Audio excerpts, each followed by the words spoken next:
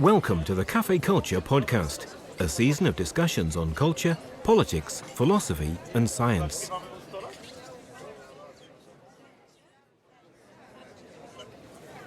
At a talk recorded on the 9th of September 2013, Tom Shakespeare discussed involuntary sterilisation.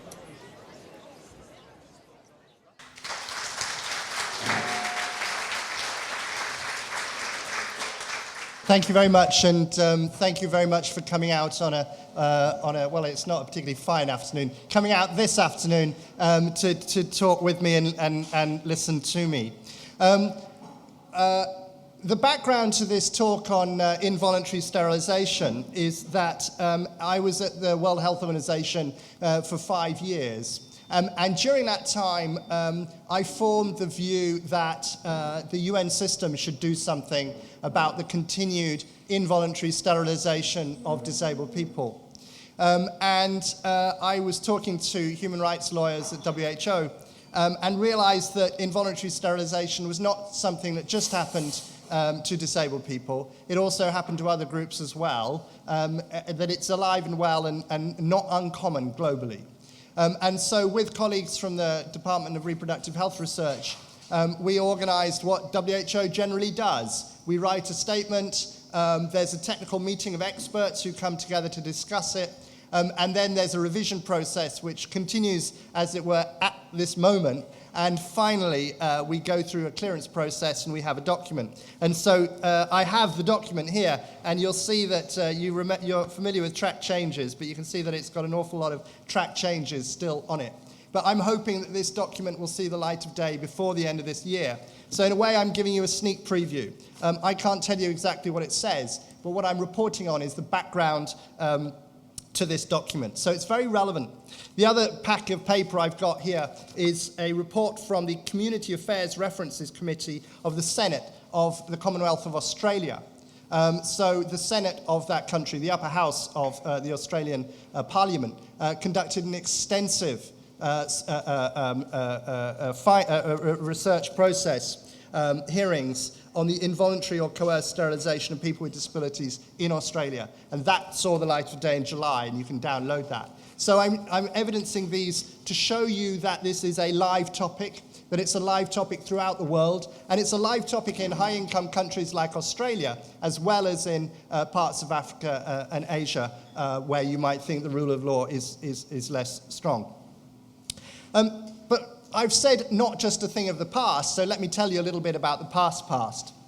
And you're familiar with the term eugenics. It comes from the Greek. It means well-born.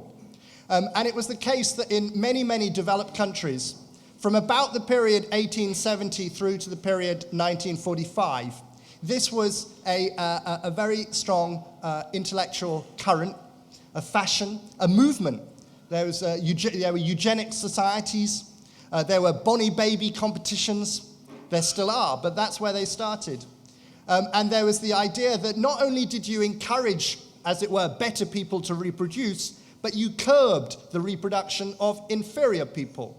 And you did this through various ways, one of which was to sterilize them. You didn't much ask them, you just did it. And there were laws permitting involuntary sterilization in many, many countries of the world. Never in Britain.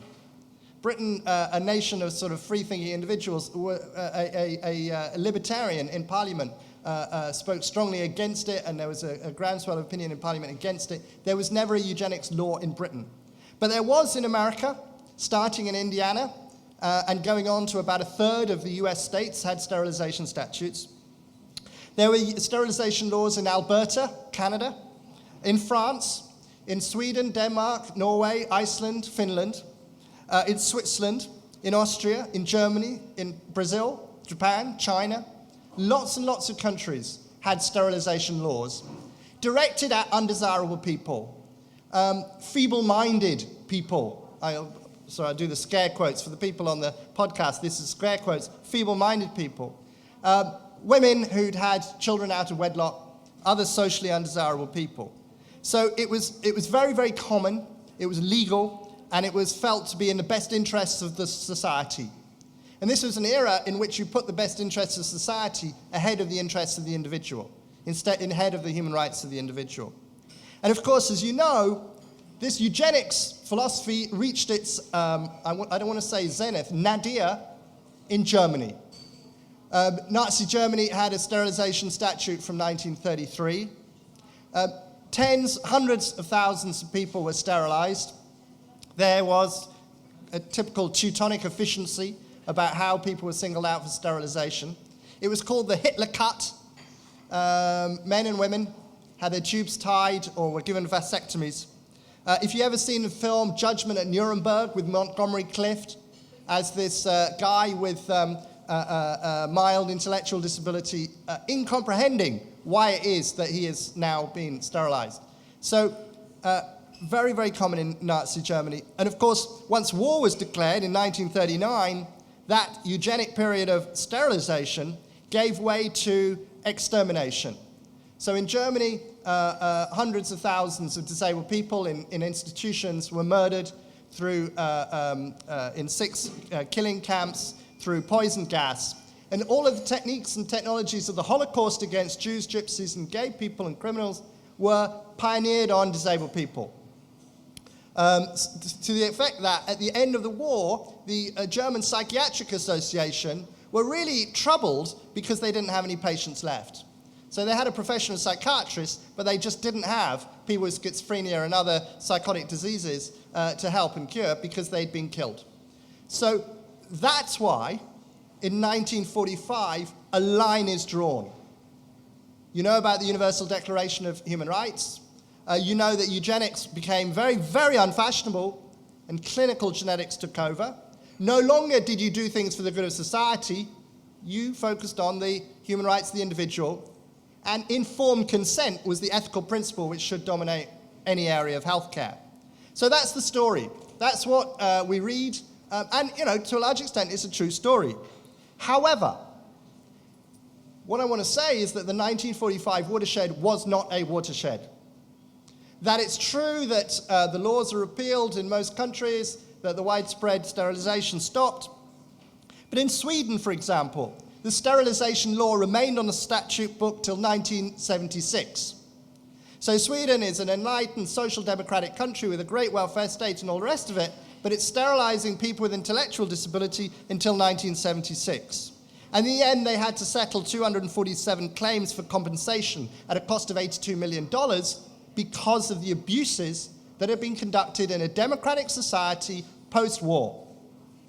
And when we look closer, we find more and more countries where, at various times, sterilization is an instrument often of population control, but also of what would be called sometimes racial hygiene or control of disabled people, not just disabled people. So, for example, in India, the standout period in India is during the emergency, when Indira Gandhi suspended the democratic constitution. During that period, I'm afraid, have the figures, but tens of thousands of people were sterilized. And usually a lot of men. Usually sterilization affects women more than men, but certainly at that period, in that country, many men had their vasectomy without proper informed consent and information. In Peru, under President Fujimori, Alberto Fujimori, there was another wave of sterilization.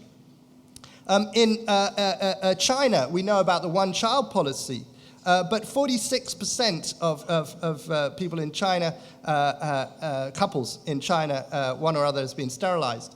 And particularly if you are disabled, there is a legal ruling that should be the case. So there are times and places where sterilization has happened. In 1994, with the International Conference on Population and Development, followed by 1995, the Beijing Conference, the Women's Conference, there was a turning away from these involuntary means of population control and a sort of a reassertion of the need for family planning based on informed consent. So we've got different watersheds now. We've got the 1945 watershed, and then we've got another watershed in 1994-95. Again, where it was reiterated that informed consent and human rights should be the basis of population policy.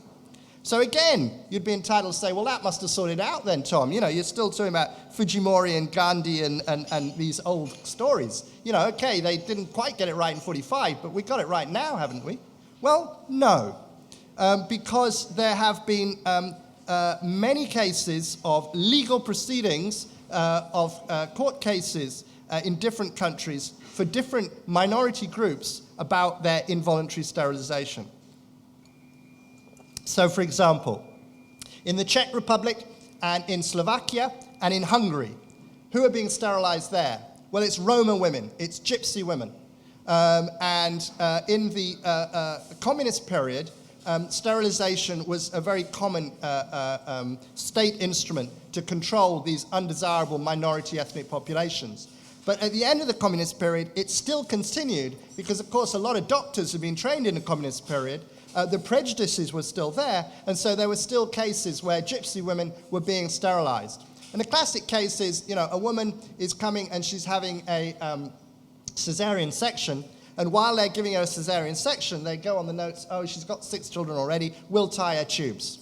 Or she is in labor or is about to be anesthetized, so she's in a considerable state of stress and de-stress, as anybody who's had a child can imagine, and they shove some papers under her nose and say, oh, we need your consent here. And she goes, oh, yeah, whatever. And that's consent sterilization. So it's not proper informed consent explained and discussed and negotiated. So there's plenty of cases of that in Eastern Europe. It's also the case that in Southern Africa, there are plenty of cases of women with HIV being sterilized. Now, as you know, HIV can be transmitted from mother to child. But it can also be prevented. The transmission can be prevented, and with antiretrovirals and other fairly straightforward health control measures, you can get the transmission, the mother-to-child transmission rate, down to under 1%. So it can be very high or it can be vanishingly low.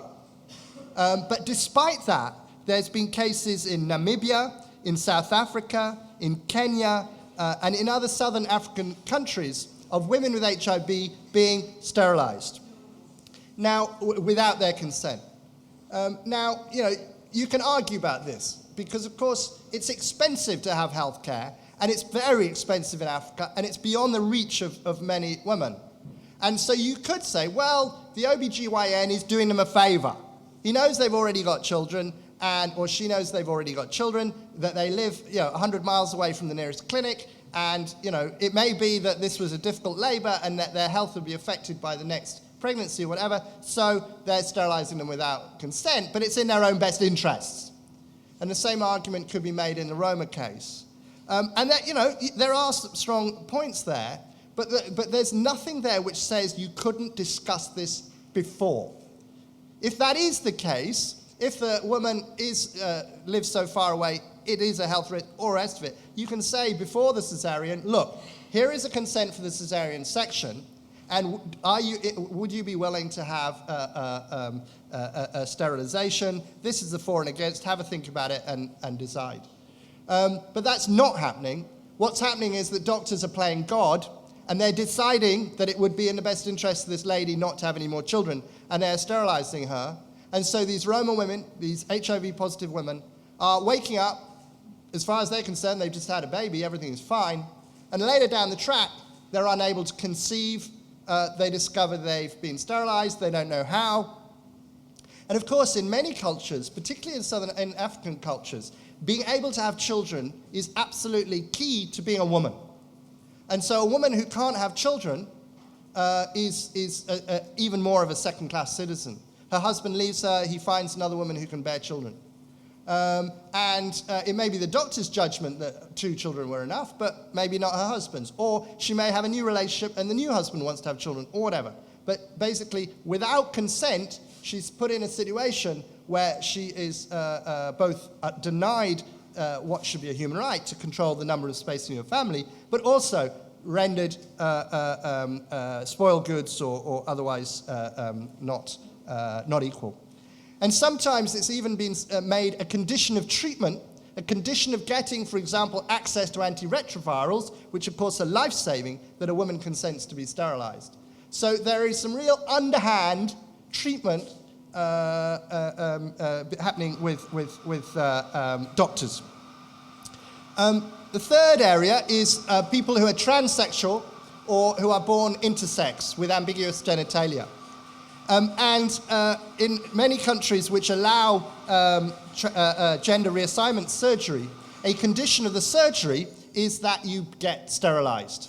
So they go, okay, well, we'll help you transition to your chosen gender, but you're not going to be able to have children in that gender. And that's not necessarily medically necessary. You can preserve fertility while supporting people's transition to a different gender. And similarly with intersex children, the intersex community are very, very unhappy that children with ambiguous genitalia are corrected to fit in or whatever, but at a cost of their future fertility. And what they're saying is that they could wait, that they could make corrections which are not fertility destroying, or in some cases they could just do nothing because it's in the interest of the child to be able to decide for themselves at a later date. So those are three areas where involuntary sterilization occurs. The third area, which relates back to what I was talking about before, is population control. For example, in India, there are poor states in India, Bihar, Uttar Pradesh, Rajasthan, where they are much, much more underdeveloped than other more prosperous southern states of India. And there are strong pressures for population control, because population control will help the economies of those states. And there are targets placed, there are rewards offered for doctors who perform sterilizations. And so there are these mass sterilization camps where poor women are brought, sterilized, often in filthy conditions, so that the doctors get the reward. They can be entered in a prize for a raffle for a car, or they get, every 500 women they sterilize, they get a pay rise, or something like that. So there are some really dodgy things happening in some parts of India which have been exposed and challenged. But what, as my colleague has introduced me as, I'm most interested in is disabled people. And there have been a series of cases in India, in the Shirur Remand home in Pune in 1994, a mass hysterectomy with all the residents of that home, with female residents of that home. In 2000, in Sens, an institution near Paris, 14 women with intellectual disabilities sterilized without consent. In the UK, in 2002, a gynecologist struck off for sterilizing 5 women without informed consent. In Thailand, reports from 2008 of women with intellectual disability being sterilized without informed consent. In Russia, in 2009, a case of 14 women with intellectual disabilities being sterilized without informed consent. In Belgium, in 2004, a study by Laurent Servais found that 22.2% of women with disabilities, intellectual disabilities, have been sterilized. The population level of sterilization is 7% in Belgium. So women with intellectual disabilities 3 times as likely to be sterilized than women who had not got intellectual disabilities. And it wasn't usually their choice, it was usually because of the institution they were living in. The institution had a policy, we sterilize all women with intellectual disabilities here, so they all got signed up and sterilized without proper informed consent. In Australia, since 1992, 1,045 sterilizations in Australia of women with intellectual disabilities, of which only 17 had court approval. In the UK, there's a paper by Stansfield et al. So this is about the Court of Protection and other higher courts in the UK that they studied. There were 73 requests which came to the court between 1988 and 1999. So that's in one 11-year period. Of 80% of those that proceeded to a judgment, sterilization was granted. So some of them, they said, you know what, you don't have to come to court, you can do it. And others said, okay, bring it to court, you do need court permission. In 80%, that permission was granted. So what we're seeing, and these are just tip of the iceberg cases, what we're seeing is a lot of cases where particularly women and sometimes men with intellectual disability are being sterilized. What's interesting about that Stansfield paper, I told you that only about half of those proceeded to court judgment. And that's because in many cases with intellectually disabled women, it's felt not to be contraceptive. Because there's this term, and I'm going to use scare quotes again here, called menstrual management. And this is the idea that women with intellectual disabilities can't cope with menstruation.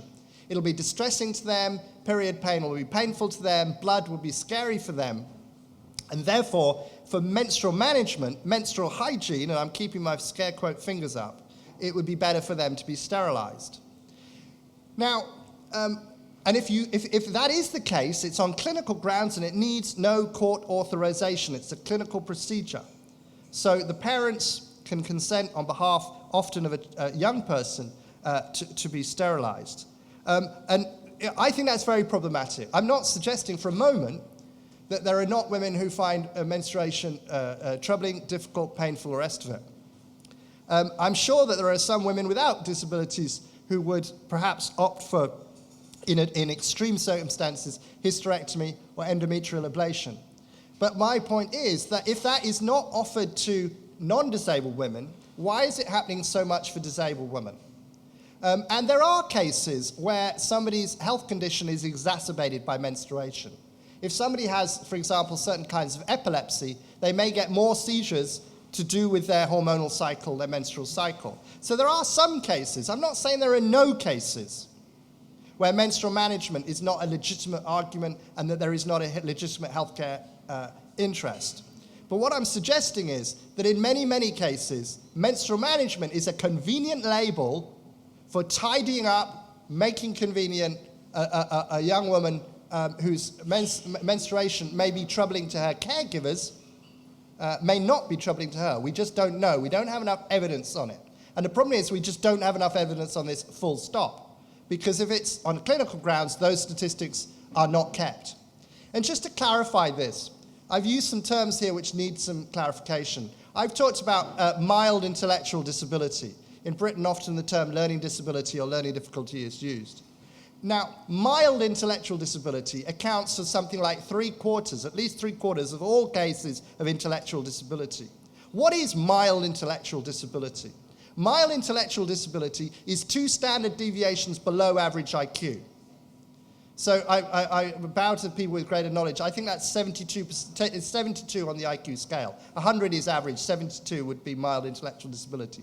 These are people who can live independently, who can make choices. These are not people with profound intellectual disability. These are people who live ordinary lives. They may not get many GCSEs, but they can do jobs, they can live independently, and with support, there's evidence that they can parent effectively.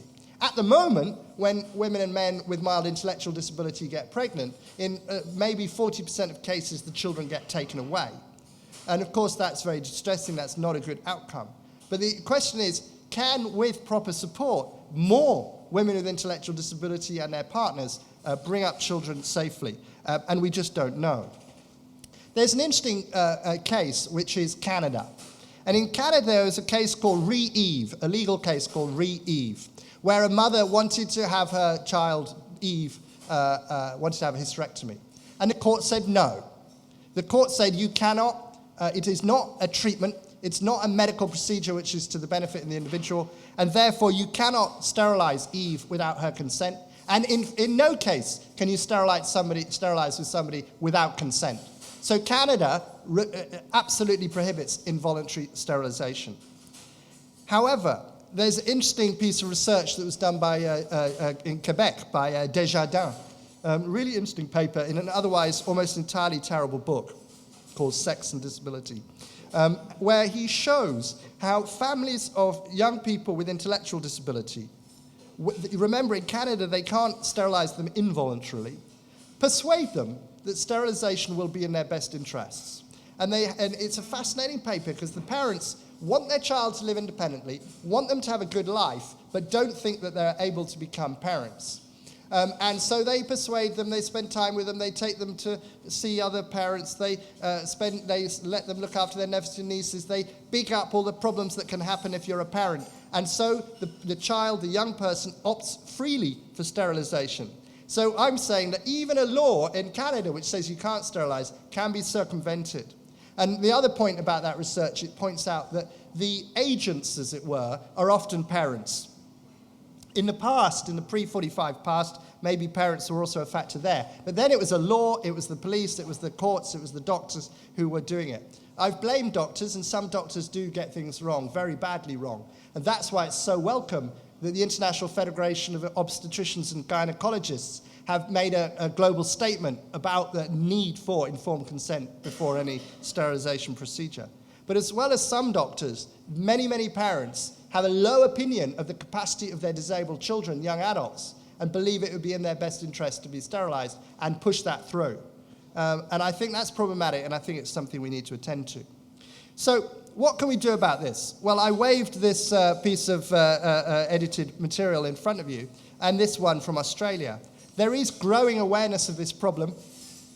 The Open Society Initiative, Open Society Foundations, which is George Soros's foundation, they have been doing a lot of work about involuntary sterilization globally. As I said, the FIGO, the International Federation of Obstetricians and Gynecologists, have a statement which should be binding on their professionals. There are a number of legal cases, and that's where some of this evidence, for example, in France and Russia came out, and in Namibia, where human rights defenders are working with women and sometimes men to take cases to higher courts, like the European Court of Human Rights, to say, look, this happened, it was wrong, and it should be prevented in future.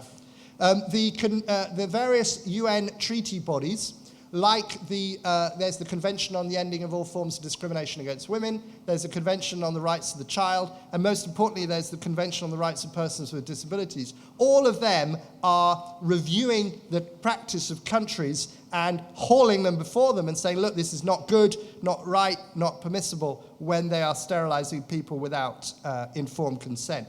So that we are moving towards more awareness and better provision.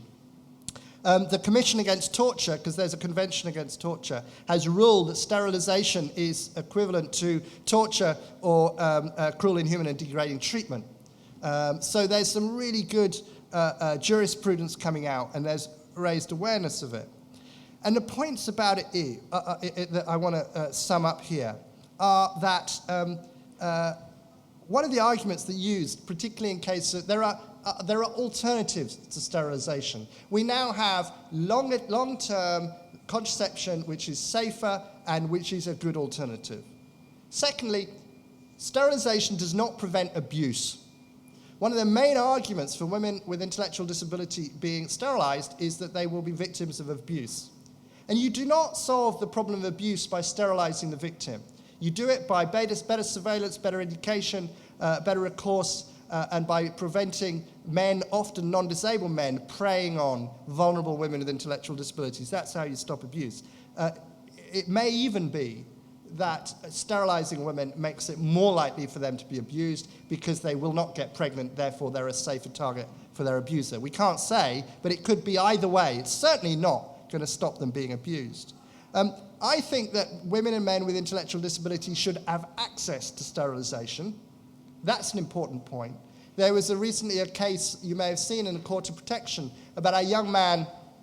This is the first time that the UK courts have ever ruled that somebody could be sterilized, a man could be sterilized without consent, because he was judged to be not capable of giving consent, but he was in a sexual relationship. He and his partner had a child. They did not want to have the child. The child was taken away. This is a huge source of distress to both of them. And the family and the supporters at that point were preventing the two of them having any sex at all because they couldn't understand and operate safely contraception, it was said. So in order to prevent them conceiving again, they were basically stopped from having sex. And so it was put forward to the court that it was in the man's interest. He did not want to have children, and therefore, if he was sterilized, he and his partner could carry on having a happy, healthy sex life without problem. And I think that's fine. I've been sterilized.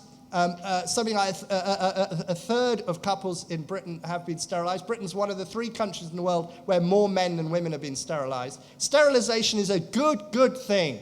It should be available, and any couple who are in a long-term relationship and had enough children, go and get sterilised. It's got the highest satisfaction rate, the lowest failure rate. Sterilisation is a very good thing. However, I got sterilised when I'd had my children. I've got 2 lovely children. I didn't want any more children. I got sterilised. And that's generally where men and women get sterilised. What's not good is where people who've never had children are being sterilised, where children are being sterilised, and where people are being sterilised without proper information and consent. Sterilisation is never an emergency procedure. There is always the time to discuss and decide freely, and therefore we should be absolutely vigilant to stop this human rights abuse. Thank you.